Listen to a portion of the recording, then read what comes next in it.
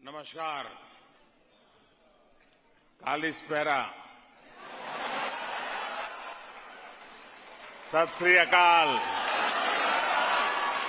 जय गुरुदेव, बोलो धन गुरुदेव। जब जश्न का माहौल होता है, उत्सव का माहौल होता है, तो मन करता है कि जल्दी से जल्दी अपने परिवार के लोगों के बीच पहुंच जाए। मैं भी अपने परिवारजनों के बीच आ गया हूं।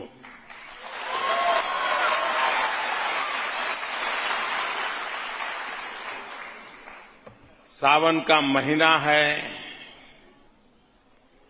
एक प्रकार से शिव जी का महीना है,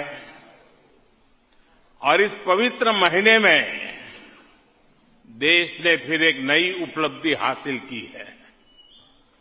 भारत चंद्रमा के डार्क जोन में, साउथ पोल में लैंड करने वाला दुनिया का पहला देश बन गया है।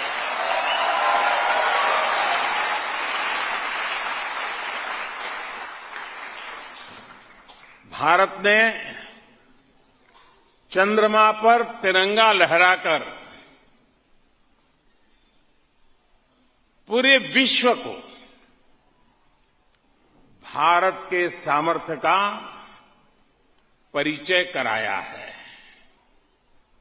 दुनिया भर से बधाई संदेश आ रहे हैं, लोग अपनी शुभकामनाएं भेज रहे हैं, और मुझे पक्का विश्वास है लोग आपको भी बधाई देते होंगे। देते हैं ना? ढेर सारी बधाई आपको भी मिल रही है ना? हर हिंदुस्तानी को मिल रही है। पूरा सोशल मीडिया बधाई संदेशों से भरा हुआ है। जब सफलता इतनी बड़ी हो तो सफलता, उसका उत्साह, ये भी लगातार बना रहता है। आपके चेहरे भी बता रहे हैं, दुनिया में कहीं भी रहे, लेकिन आपके दिल में धड़कता है भारत। आपके दिल में धड़कता है, आपके दिल में धड़कता है, आपके दिल में धड़कता है। मैं आज ग्रीस में आपके बीच आकर एक बार फिर सभी को चंद्रयान, उसकी एक भव्य सफलता के लिए बहुत बहुत बधाई देता हूं।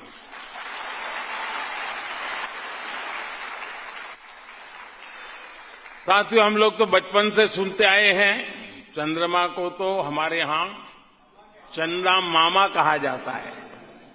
क्या कहा जाता है? आपने देखा होगा, चंद्रयान को लेकर कुछ लोग तस्वीरें शेयर कर रहे थे कि हमारी धरती मां ने अपने भाई चंद्रमा को राखी के तौर पर चंद्रयान भेजा है।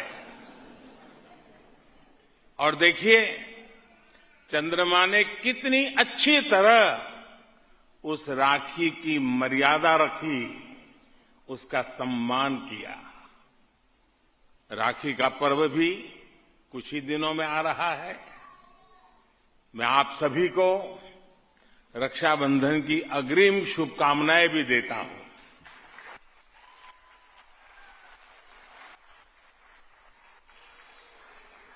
मेरे परिवारजनों,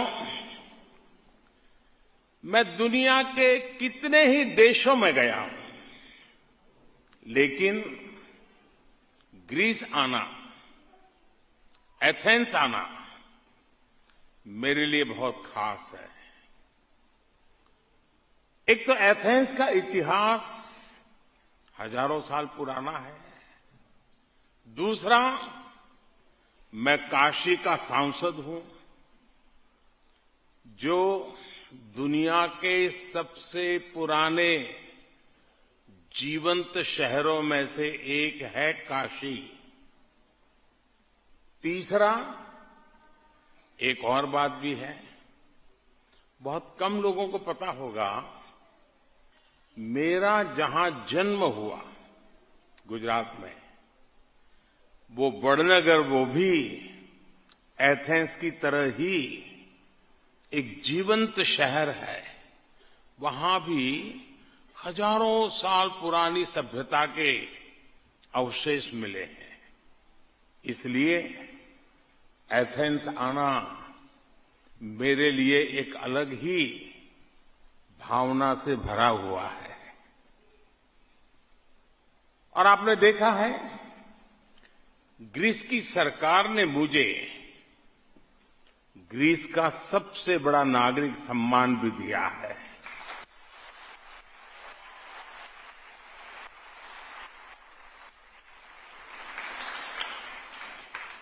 इस सम्मान के हकदार आप सब लोग हैं। इस सम्मान के हकदार 140 करोड़ भारतीय हैं।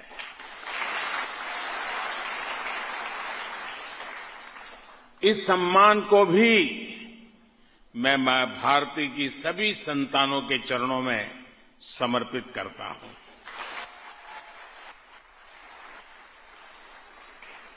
साथियों, आज मैं ग्रीस के लोगों के साथ अपनी संवेदना भी व्यक्त करना चाहता हूं। अभी यहां जब जंगलों में आग लगी तो बहुत बड़ी मुश्किल खड़ी हो गई थी। ग्रीस के कितने ही लोगों की इस आपदा में दुखद मृत्यु तक हो गई।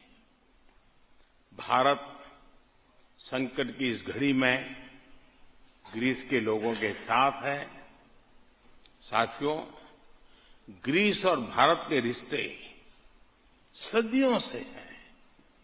ये रिश्ते सभ्यता के हैं, संस्कृति के हैं। ग्रीक इतिहासकारों ने भारतीय सभ्यता का बहुत गहन वर्णन किया है। ग्रीस और मौर्य साम्राज्य के बीच मित्रतापूर्वक रिश्ते रहे। सम्राट अशोक के भी ग्रीस से बहुत अच्छे संबंध रहे। जब दुनिया के बहुत बड़े हिस्से में डेमोक्रेसी के बारे में चर्चा तक नहीं होती थी, तब हमारे यहां लोकतांत्रिक व्यवस्थाएं थी। एस्ट्रोनॉमी हो, मैथमेटिक्स हो, आर्ट्स हो, व्यापार हो, हम दोनों सभ्यताओं ने एक दूसरे से बहुत कुछ सीखा है और एक दूसरे को बहुत कुछ सिखाया भी है। मेरे परिवारजनों, हर सभ्यता और हर संस्कृति की कुछ न कुछ एक विशेष पहचान होती है। भारतीय सभ्यता की पहचान विश्व को जोड़ने की रही है। इस भावना को हमारे गुरुओं ने सबसे ज्यादा सशक्त किया है। गुरु नानक देव जी का विश्व भ्रमण, जिसको हम उदासियों के रूप में जानते हैं, उनका उद्देश्य क्या था? उनका उद्देश्य यही था कि वो मानवता को जोड़े, इंसानियत का भला करें। गुरु नानक देव जी ने ग्रीस में भी अनेक स्थानों की यात्रा की थी। नानक नाम चढ़दी कला, तेरे भाणे सर्वदा भला।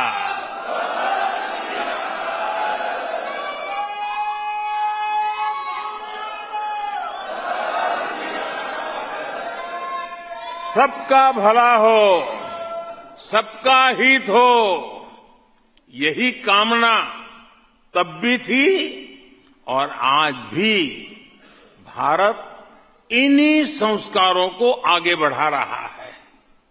आपने देखा है कि कोरोना काल में कैसे भारत की दवाओं ने सप्लाई चेन को चलाए रखा, रुकावटें नहीं आने दी।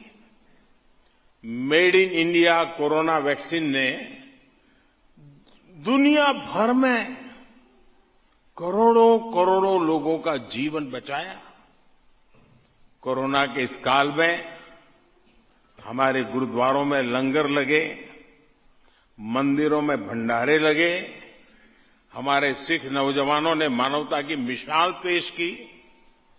एक राष्ट्र के रूप में, एक समाज के रूप में ये जो काम भारत करता है, यही हमारे संस्कार है। साथियों, आज दुनिया नए वर्ल्ड ऑर्डर की तरफ बढ़ रही है। भारत के बढ़ते सामर्थ्य के साथ ही विश्व में भारत की भूमिका भी तेजी से बदल रही है। अभी मैं दक्षिण अफ्रीका में ब्रिक्स समिट में हिस्सा लेकर आ रहा हूं। अब से कुछ दिन बाद भारत में G20 का शिखर सम्मेलन होने जा रहा है। G20 का प्रेसिडेंट होने के नाते भारत ने इसकी जो थीम तय की है, उसमें भी विश्व बंधुत्व की यही भावना नजर आती है। ये थीम है वसुधैव कुटुंबकम, one earth, one family, one future. यानी पूरी दुनिया का फ्यूचर साझा है, जुड़ा हुआ है। इसलिए हमारे फैसले और हमारे सरोकार भी उसी दिशा में है। साथियों, हम भारतीयों की एक और खासियत होती है कि हम जहां भी रहे मिलजुल करके रहते हैं। जैसे दूध में, पानी में, शक्कर की तरह घुल मिल जाते हैं। आप भी यहां ग्रीस में आकर यहां की अर्थव्यवस्था की और खासकर ग्रामीण अर्थव्यवस्था की मिठास बढ़ा रहे हैं। आप यहां ग्रीस के विकास के लिए इतनी मेहनत कर रहे हैं। वहीं भारत में आपके जो नाते रिश्तेदार हैं, वो भी पूरी ताकत से देश के विकास में जुटे हुए हैं। आपके परिवार के लोगों ने भारत को दूध उत्पादन के मामले में दुनिया में नंबर 1 बना दिया है।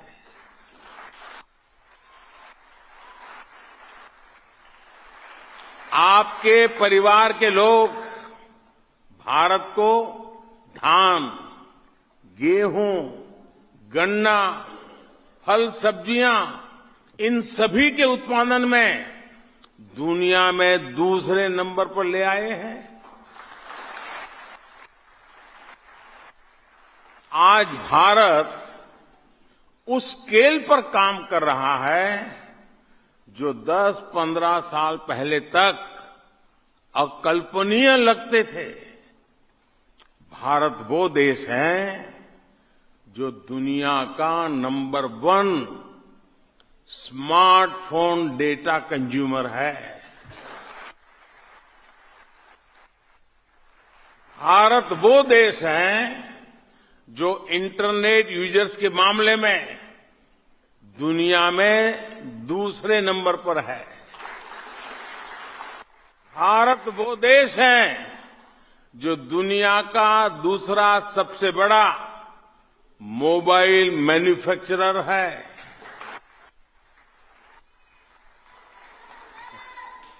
भारत वो देश है जिसमें दुनिया का तीसरा सबसे बड़ा स्टार्टअप इकोसिस्टम है। भारत वो देश है जिसमें दुनिया का तीसरा सबसे बड़ा ऑटोमोबाइल मार्केट है। भारत वो देश है जिसमें दुनिया का तीसरा सबसे बड़ा सिविल एविएशन मार्केट है। साथियों, आज आईएमएफ, वर्ल्ड बैंक हो, सभी भारत की मजबूत अर्थव्यवस्था की तारीफ करते नहीं थकते हैं। आज दुनिया की बड़ी बड़ी कंपनियों में भारत में निवेश करने के लिए होड़ मची हुई है। आज भारत दुनिया में 5वें नंबर की सबसे बड़ी आर्थिक ताकत है।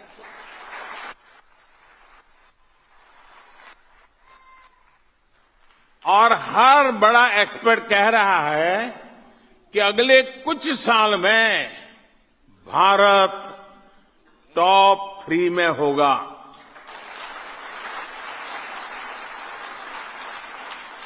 साथियों,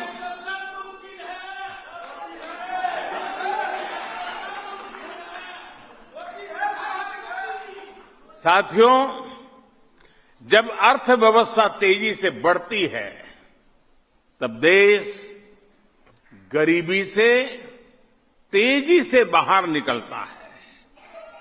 भारत में सिर्फ 5 साल में ही 13.5 करोड़ नागरिक गरीबी से ऊपर आ गए हैं।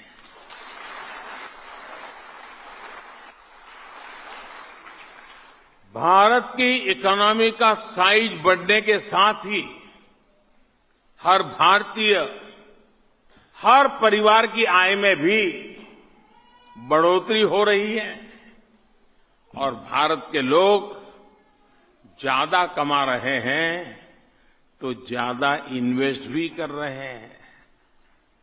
10 साल पहले भारतीयों ने म्यूचुअल फंड में करीब 8 लाख करोड़ रुपए इन्वेस्ट कर रखा था।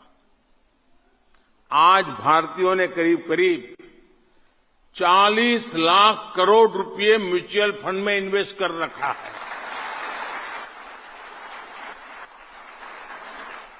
ये इसलिए हुआ है क्योंकि आज हर भारतीय आत्मविश्वास से भरा हुआ है और भारत भी आत्मविश्वास से लबालब है। साथियों, आज का भारत अपनी साइंस, अपनी टेक्नोलॉजी, अपने इनोवेशन के दम पर दुनिया में छा रहा है। 2014 के बाद से भारत में 25 लाख किलोमीटर, यह आंकड़ा जरा बड़ा लगेगा आपको, 25 लाख किलोमीटर ऑप्टिकल फाइबर बिछाया गया है। और ये 25 लाख किलोमीटर ऑप्टिकल फाइबर का मतलब होता है ये धरती और चंद्रमा के बीच जितनी दूरी है उससे भी 6 गुना ज्यादा है।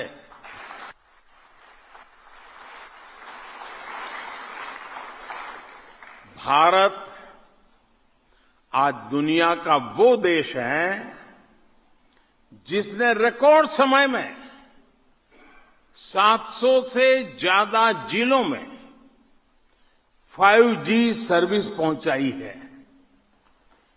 और ये 5G टेक्नोलॉजी हमने कहीं से उधारी नहीं ली, इंपोर्ट नहीं की है, बल्कि ये पूरी तरह से मेड इन इंडिया है।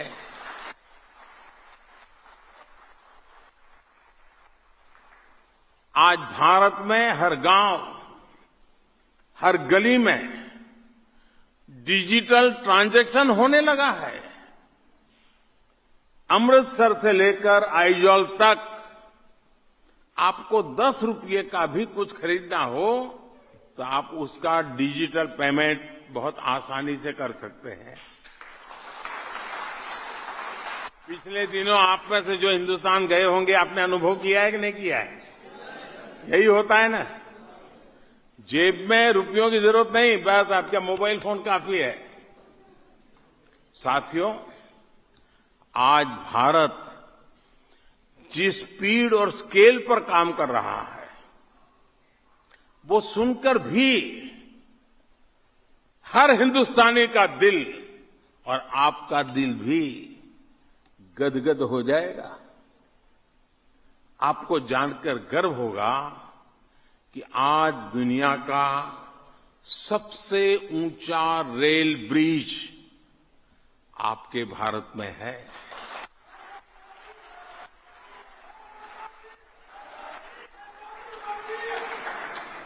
आज दुनिया की सबसे ऊंची मोटरेबल रोड आपके भारत में है। दुनिया का सबसे बड़ा क्रिकेट स्टेडियम आज भारत में है। दुनिया की सबसे ऊंची प्रतिमा आज भारत में है। दुनिया का सबसे बड़ा सोलर विंड पार्क हमारे भारत में बन रहा है। चंद्रमा आजकल हॉट टॉपिक है, इसलिए मैं एक और उदाहरण चंद्रमा से जोड़ते हुए दूंगा।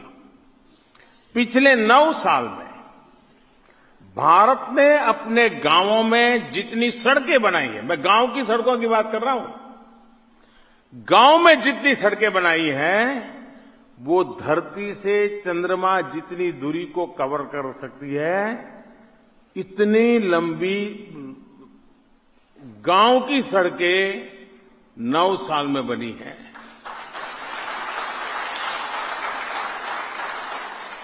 पिछले 9 साल में भारत ने जितनी रेल लाइनें बिछाई हैं, उनकी लंबाई 25,000 किलोमीटर से ज्यादा है।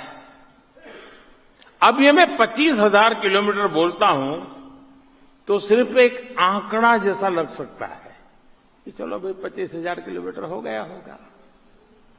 आप ये समझिए कि इटली में, साउथ अफ्रीका में, यूक्रेन में, पोलैंड में, ब्रिटेन में जितना बड़ा रेल लाइनों का नेटवर्क है, उससे ज्यादा रेल लाइनें भारत ने पिछले 9 साल में बिछाई है।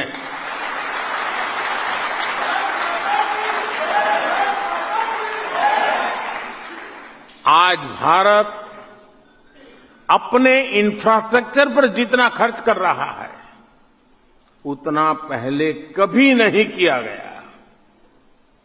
साथियों, आज भारत जय जवान, जय किसान, जय विज्ञान, जय अनुसंधान, इस मंत्र पर चलते हुए हर सेक्टर को मजबूत बना रहा है।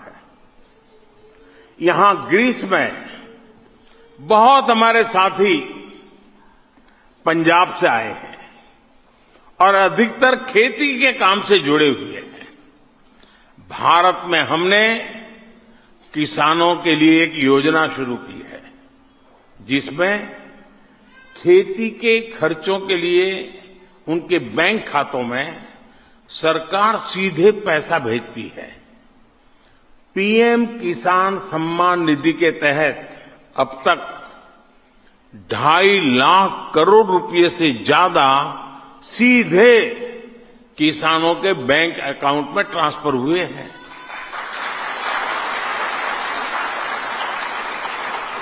कुछ दिन पहले ही मैंने लाल किले से जो घोषणा की है वो भी मैं आपके सामने फिर से एक बार कहना चाहता हूं। भारत अपने गांवों में रहने वाली बहनों को ड्रोन पायलट बनाने के लिए बहुत बड़ा अभियान शुरू करने जा रहा है। आप सोचिए, हमारी गांव की बेटियां अब ड्रोन पायलट बनकर आधुनिक खेती में मदद करेगी। ड्रोन की मदद से खेत में दवा छिड़कना, एक जगह से दूसरी जगह तक जरूरी सामान पहुंचाना, ये सब उनके बाएं हाथ का खेल होने वाला है। साथियों, भारत में हमने किसानों को 20 करोड़ से ज्यादा सॉइल हेल्थ कार्ड दिए हैं। अब उन्हें पता है कि खेत को कौन सी तरह की खाद चाहिए, खेत में कितनी खाद चाहिए, किस प्रकार की फसल के लिए उनका खेत, उनकी जमीन उपयोगी है।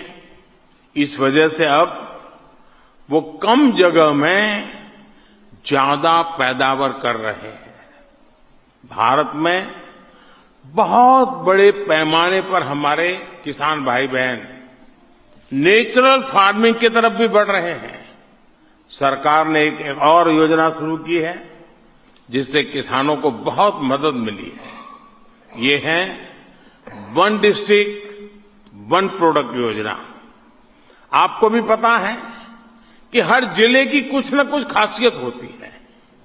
जैसे कर्नाटका के कोडागु की कॉफी हो, अमृतसर का आचार और मुरब्बा हो, भीलवाड़े के मक्के के बने उत्पाद हो, फतेहगढ़ साहब, होशियारपुर, गुरदासपुर का गुड़ हो, निजामाबाद की हल्दी हो, हर जिले के किसी एक प्रोडक्ट पर फोकस करके हम उसका एक्सपोर्ट बढ़ा रहे हैं। यही है आज का भारत जो नए लक्ष्यों के लिए नए तरीकों से काम कर रहा है। साथियों, ग्रीस तो वो जगह है जहां ओलंपिक का जन्म हुआ।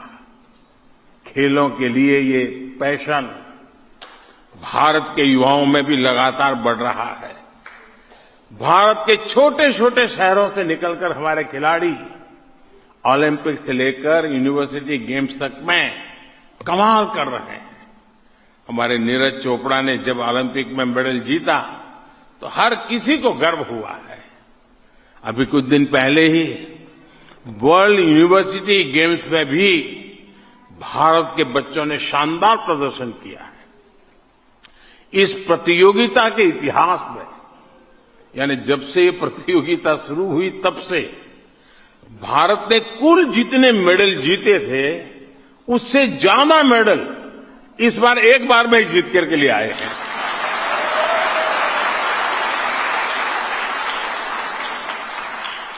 साथियों, आप ग्रीस में देखते रहे हैं कि कैसे यहां अपने कल्चर, अपनी पुरातन पहचान को संरक्षित किया जाता है।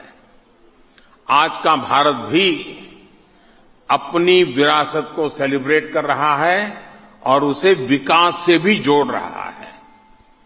दुनिया का सबसे बड़ा, ठीक से सुना ना, दुनिया का सबसे बड़ा म्यूजियम युगे युगिन भारत अब दिल्ली में बनने जा रहा है।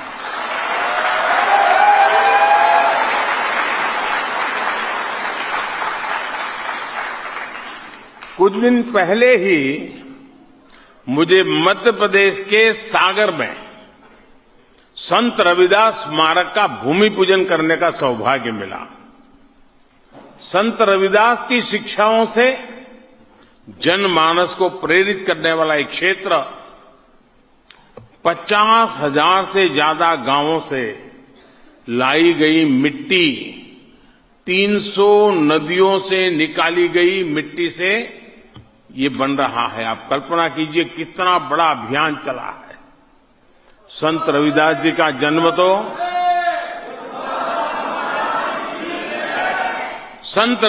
का जन्म तो काशी में ही हुआ था।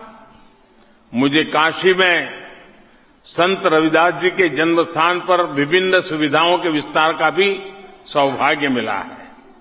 बीते 9 साल में हमने अपने गुरुओं के पावन स्थलों तक बेहतर कनेक्टिविटी के लिए भी बहुत काम किया है।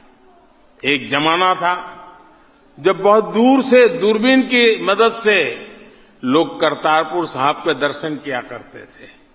हमारी सरकार ने करतारपुर साहब तक राहदारी भी आसान बना दी है।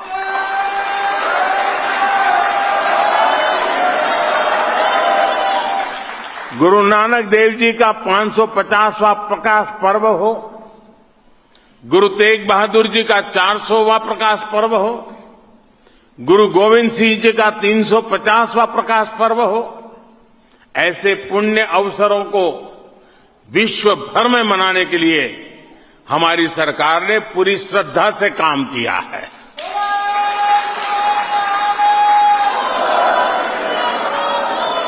अब भारत में हर साल 26 दिसंबर को साहबजादों की याद में वीर बाल दिवस भी मनाया जाता है।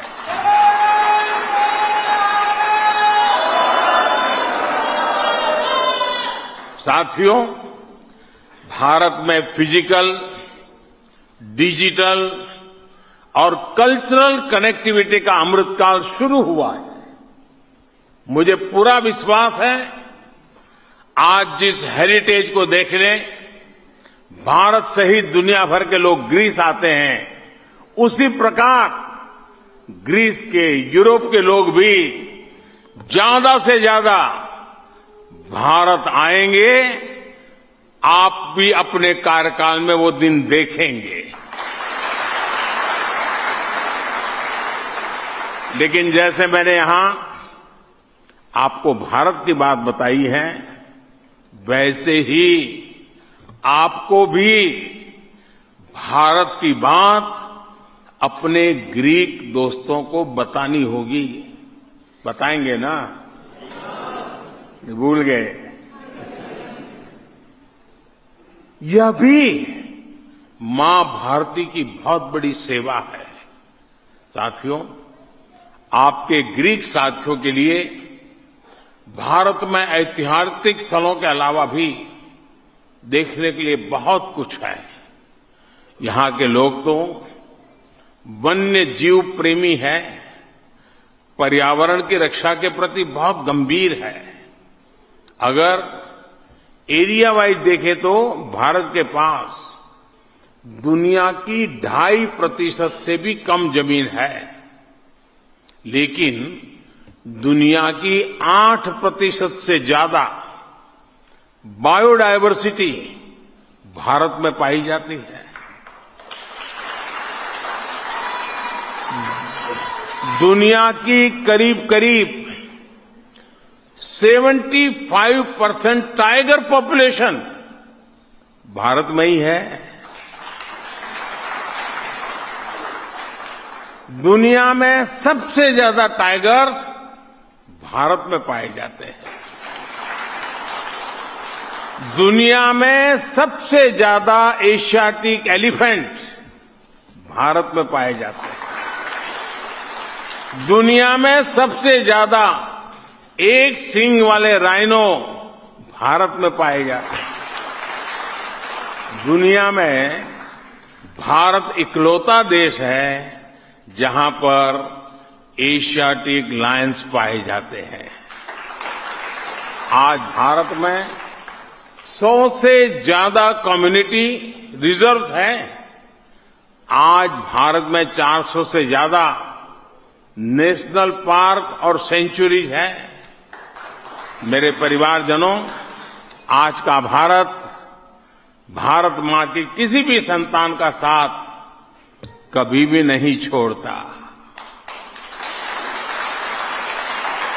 दुनिया में कहीं पर हो, भारत मुश्किल के समय में कभी भी उसको अकेला नहीं छोड़ता है, उसका साथ नहीं छोड़ता। और इसलिए तो मैं कहता हूं कि आप मेरे परिवारजन हैं। आपने देखा है, जब यूक्रेन का युद्ध हुआ तो हम अपने हजारों बच्चों को सुरक्षित निकाल करके ले आए। जब अफगानिस्तान में हिंसा शुरू हुई तो भारत ने अपने नागरिकों को वहां से सुरक्षित बाहर निकाला। और इसमें बहुत बड़ी संख्या में हमारे सिख भाई बहन भी थे। इतना ही नहीं, हम अफगानिस्तान से गुरु ग्रंथ साहब के स्वरूप भी पूरी अदब के साथ भारत ले आए।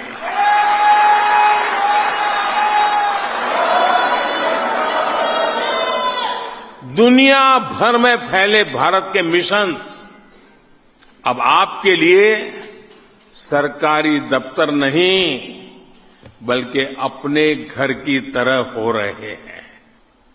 यहां ग्रीस में भी भारतीय मिशन आपकी सेवा के लिए 24 घंटे तत्पर है। जैसे जैसे भारत और ग्रीस के रिश्ते गहरे हो रहे हैं, वैसे वैसे ग्रीस आना जाना और सरल होगा। व्यापार कारोबार करना और अधिक सहज होगा। हम सभी को दोनों देशों के बीच के रिश्तों को मजबूती देने के लिए हर संभव प्रयास करने हैं। साथियों, इतनी बड़ी तादाद में यहां आपका आना हर भारतवासी के मन में भी एक संतोष के भाव को जगाता है। एक बार फिर मैं आप सभी परिश्रमी साथियों का अभिनंदन करता हूं। मुझे इतना प्यार देने के लिए मैं आप सबका आभार व्यक्त करता हूं।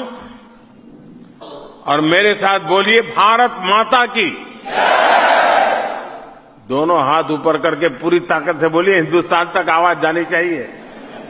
भारत माता की, भारत माता की, भारत माता की।